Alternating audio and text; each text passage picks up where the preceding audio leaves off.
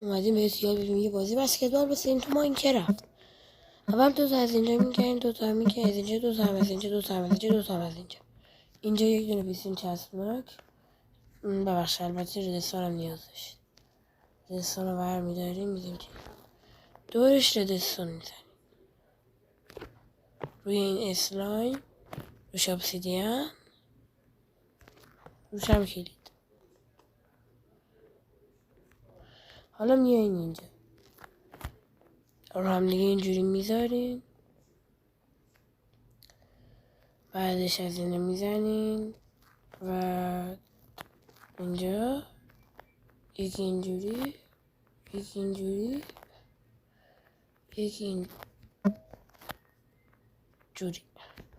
بلاک وسط رو میکندین، یه چند تا بلاک میرین بالا.